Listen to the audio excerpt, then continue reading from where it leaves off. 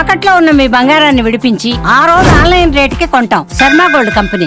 Betting promoters ని నిద్రపోకుండా చేస్తున్న యూట్యూబర్ నాన్వేష్ గత కొంతకాలంగా బెట్టింగ్ యాప్ ప్రమోషన్ చేస్తున్న వారి బండారం బయటపెడుతూనే ఉన్నాడు. ఇప్పటికే తెలంగాణలో కేసులు నమోదవ్వగా దేవుడి పేరుతో బెట్టింగ్ యాప్ ప్రమోషన్స్ చేస్తున్న వారిపై చర్యలు తీసుకోవాలని ఏపీ ప్రభుత్వాన్ని కోరారు.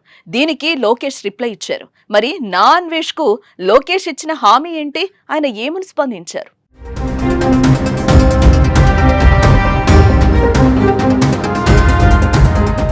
రెండు తెలుగు రాష్ట్రాల్లో ఆన్లైన్ బెట్టింగ్ యాప్లు పెరుగుతున్నాయి.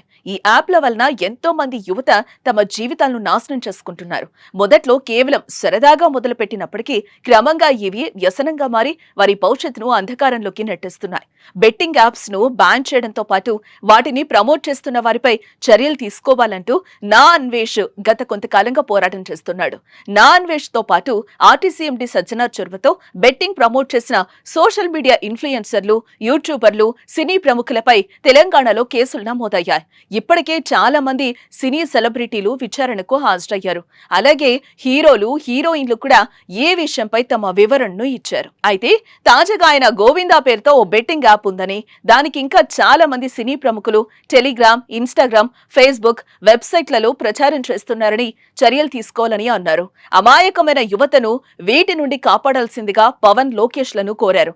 దేవుడి పేరుతో ఇలాంటి పనులు చేస్తున్నారని, సనాతన ధర్మం కోసం పోరాడేవారు ఈ గోవిందా బెట్టింగ్ యాప్ మీద చర్యలు తీసుకోవాలని నా అన్వేష్ సూచించారు.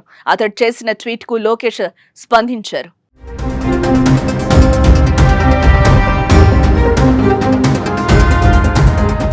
బెట్టింగ్ యాప్లు జీవితాలను నాశనం చేస్తున్నాయని నారా లోకేష్ అభిప్రాయపడ్డారు. జూదానికి బానిసైన యువత నిరాశలో కూరుకుపోయిన వందలాది కన్నీటి కథలు వింటున్నారని నారా లోకేష్ ట్వీట్ చేశారు. దీన్ని ఇకనైనా ఆపాలన్న నారా లోకేష్ ఈ సమస్యకు దీర్ఘకాలిక పరిష్కారం, దీనిపై అవగాహన కల్పించడం, బెట్టింగ్ యాప్లపై కఠినంగా వ్యవహరించడమేనని అన్నారు. మొత్తం దేశానికే ఒక ఉదాహరణగా నిలిచేలా యాంటీ బెట్టింగ్ పాలసీ తెచ్చేందుకు ఏపీ ప్రభుత్వం కృషి చేస్తున్నట్లుగా పేర్కొన్నారు. ఈ ముప్పును అంతం చేయడానికి అన్ని చట్టపరమైన మార్గాలను అన్వేషిస్తామంటూ నారా లోకేష్ రిప్లై ఇచ్చారు. బెట్టింగ్ యాప్స్ పై ఇప్పటికే ఏపీ ప్రభుత్వం దృష్టి సారించింది. వీటికి అడ్డుకట్ట వేసేందుకు కొత్త ప్లాన్ సిద్ధం చేస్తోంది. ఐటీ శాఖ సహాయంతో కొత్త సాఫ్ట్వేర్ ను తయారు చేయించి బెట్టింగ్ యాప్ డౌన్లోడ్ చేసుకోగానే సదరు ఫోన్ సమాచారం తమకు వచ్చేలా, ఆ తర్వాత ఫోన్ బ్లాక్ అయ్యేలా చర్యలు చేపడుతోంది. మరి ఇది ఎప్పటి నుంచి ప్రారంభమవుతుందో చూడాలి.